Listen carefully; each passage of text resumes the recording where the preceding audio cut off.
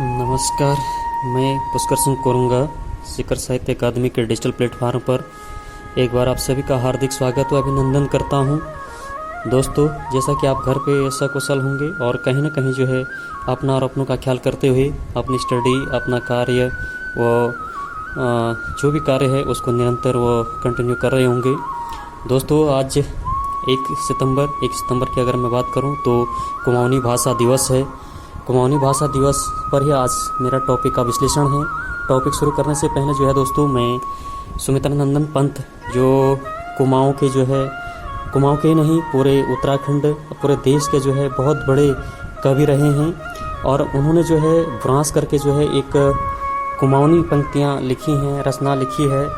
जैसा उसका पंक्तियों की अगर मैं बात करूँ तो सारा जंगल में तुझे कोई नहारे कोई नहा, फूलन छे के ब्रोस जंगल जैसे जली जा, आशल छे दियार छे पयार अयार छे, सबनक फड़न में पुणनक भार छे।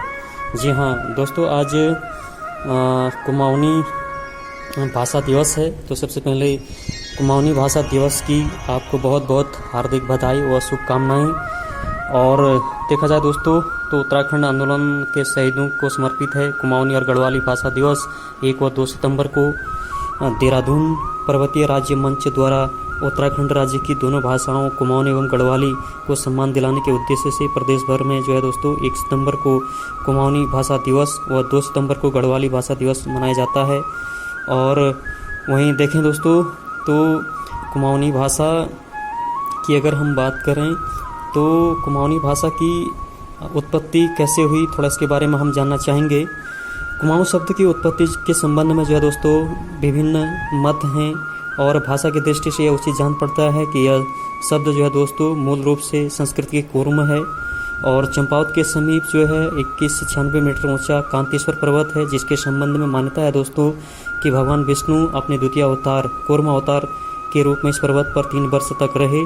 तब से वह पर्वत कांतेश्वर के स्थान पर कूर्मांचल यानी कूर्मांचल के नाम से जाने लगा। इस पर्वत की आकृति कच्छप की पीठ जैसी जान पड़ती है। संभवतः इसी कारण इस क्षेत्र का नाम कूर्मांचल पड़ा होगा दोस्तों। पहले शायद कूर्म शब्द का प्रयोग आता होगा, क्योंकि कूर्म शब्द का प्रयोग स्थानीय भाषा में बहुतायत से मिलता है और कूर्म के स्थान पर कुमु शब्द निष्पन्न का एक कारण भी हो सकता है। और यहाँ की बोलियों में उकारांतता अधिक पाई जाती है। कालांतर में साहित्यिक ग्रंथों, ताम्र पत्रों, कुमु के स्थान पर कुमाऊँ, इसके बाद कुमाऊँ शब्द की स्वीकृति हुआ और संस्कृत ग्रंथों में भी जो है दोस्तों कुर्मांचल शब्द का प्रयोग मिलता है।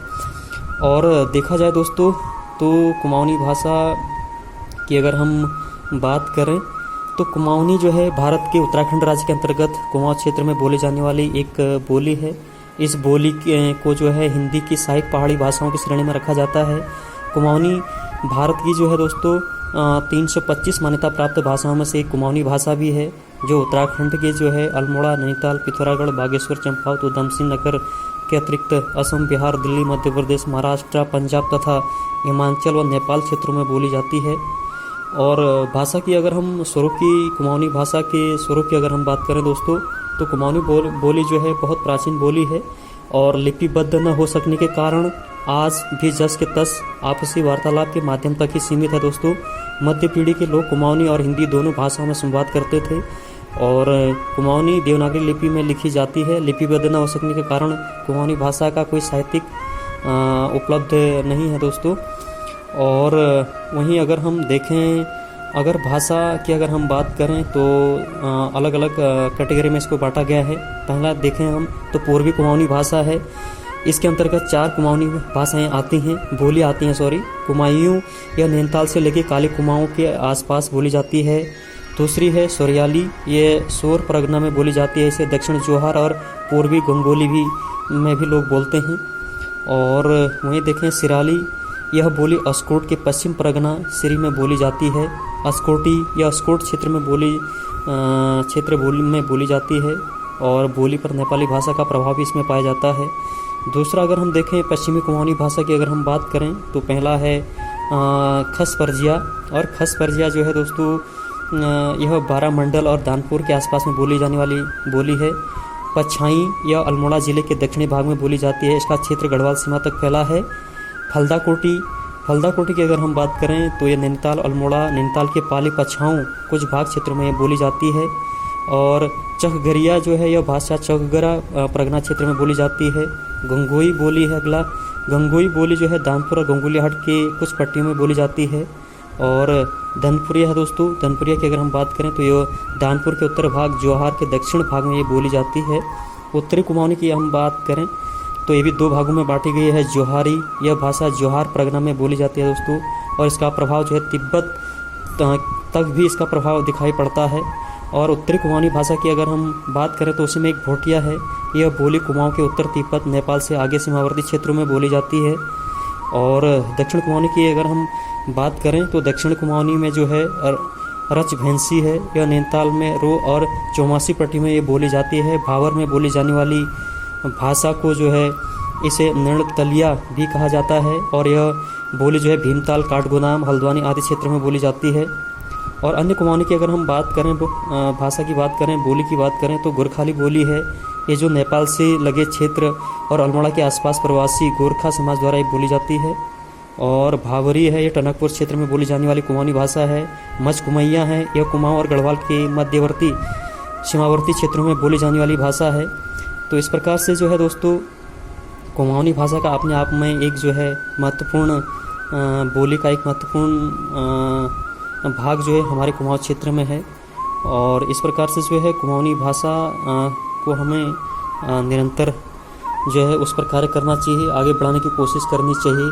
और किस प्रकार से जो है कुमाऊं के जो लेखक साहित्यकार की अगर हम बात करें तो सुमित्रानंदन पंत जाने माने यहाँ के लेखक साहित्यकार रहे हैं, जिनकी देश में नहीं विश्व में भी ख्याति है। और सलीस मटियानी जी हैं जो अपने आप में बहुत बड़े महान कवि हुए हैं। शिवानी हैं, हिमांशु जोशी हैं, पंकज बिष्ट हैं, श्याम जोशी हैं, इलाचंद्र जोशी हैं। ऐसे बहुत से साहित्यकार जो है कुमाऊं क्षेत्र से हुए हैं और जिन्होंने जो है कुमाऊं के मुख्य नगर हल्द्वानी, नैनीताल, अल्मोड़ा, रानीखेत, पिथौरागढ़, रुद्रपुर, किच्छा, काशीपुर, पंतनगर, चंपावत, मुक्तेश्वर, कुमाऊं मंडल के शासनिक केंद्र नैनीताल, यहाँ उत्तराखंड की भौगोलिक परिस्थितियों पर जो है बहुत शानदार जो है वर्णन किया हुआ है और रचनाओं के माध्यम से उसको आगे बढ़ाया है। तो दोस्तों एक छोटा सा प्रयास था, आज कुमाऊनी भाषा, कुमाऊनी बोली दिवस है तो इसी पर एक छोटा सा प्रयास था। तो अगर ये वीडियो आपको पसंद आई है तो इसको लाइक शेयर करें और कहीं ना कहीं जो है अपनी कुमाऊनी भाषा को भी आगे बढ़ाएं। धन्यवाद।